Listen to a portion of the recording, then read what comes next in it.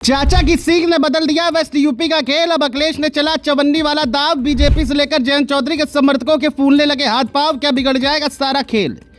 West UP को लेकर नई रणनीति तैयार। अखिलेश के दाव ने बढ़ा दिया बीजेपी नेताओं का बीपी। चर्चा नए दाव की दिल्ली से लखनऊ तक छिड़ी। इकरा हसन ने भी संभाल ली अब बड़ी कमान। जी हां, राजनीति में कभी कभी एक शब्द पूरा चुनावी समीकरण बदल देता है और इस वक्त वेस्ट यूपी की राजनीति में कुछ ऐसा ही होता दिखाई दे रहा है, क्योंकि जिस चवन्नी वाले बयान को बहुत से लोग सिर्फ एक सियासी तंज समझ रहे थे, अब उसके पीछे एक बड़ी रणनीति की चर्चा शुरू हो गई है। कहा जा रहा है कि अखिलेश यादव ने सिर्फ बयान नहीं दिया, बल्कि 2027 की लड़ाई का पहला पासा फेंक दिया है। और बड़ी बात यह है कि इस पूरे खेल की शुरुआत उस सलाह से बताई जा रही है जिसे सियासी गलियारों में लोग चाचा की सीख कह रहे हैं। अब सवाल यही है कि क्या अखिलेश ने ऐसा दाव चल दिया है जिसने बीजेपी और जयंत चौधरी दोनों की टेंशन बढ़ा दी है, और क्या कैराना सांसद इकरा हसन इस नई रणनीति की सबसे बड़ी कड़ी बनने जा रही है। चलिए आपको पूरा राजनीतिक गणित समझाते हैं। दरअसल वेस्ट यूपी हमेशा से चुनावी राजनीति का सबसे बड़ा रणक्षेत्र माना जाता रहा है। यहाँ की 130 से ज्यादा विधानसभा सीटें किसी भी दल की सरकार बनाने या बिगाड़ने की ताकत रखती हैं। लंबे समय तक यहाँ जाट और मुस्लिम समीकरण की चर्चा होती रही है। चौधरी चरण सिंह की विरासत ने रालोद को मजबूत आधार दिया और जाट वोट उसकी सबसे बड़ी ताकत बने रहे। लेकिन 2024 के बाद तस्वीर बदल गई। जयंत चौधरी एनडीए के साथ चले गए और यहीं से समाजवादी पार्टी के सामने सबसे बड़ा सवाल खड़ा हुआ कि आखिर पश्चिमी यूपी में रालोद की कमी की भरपाई कैसे की जाए। राजनीतिक जानकारों का मानना है कि इसी सवाल का जवाब खोजते खोजते अखिलेश यादव अब नए सामाजिक समीकरण की तरफ बढ़ते दिखाई दे रहे हैं।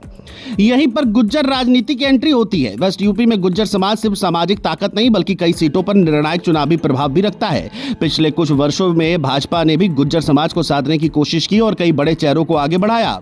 लेकिन अब चर्चा इस बात की है कि समाजवादी पार्टी भी इस वर्ग पर खास फोकस कर रही है। सम्राट मिहिर भोज विवाद के समय जिस तरह सपा गुज्जर समाज के समर्थन में दिखाई दी, उसके बाद से लगातार संदेश देने की कोशिश की जा रही है कि पार्टी इस समाज को राजनीतिक प्रतिनिधित्व देने के लिए तैयार है। यही वजह है कि कई राजनीतिक जानकार चवन्नी वाले बयान को सिर्फ जयंत चौधरी पर हमला नहीं, बल्कि गुज्जर समाज की तरफ बढ़ाया गया राजनीतिक हाथ भी मान रहे हैं। अब बात करते हैं उस चेहरे की जिसका नाम इस पूरे समीकरण में तेजी से उभर रहा है, और वो कैराना सांसद इकरा हसन है।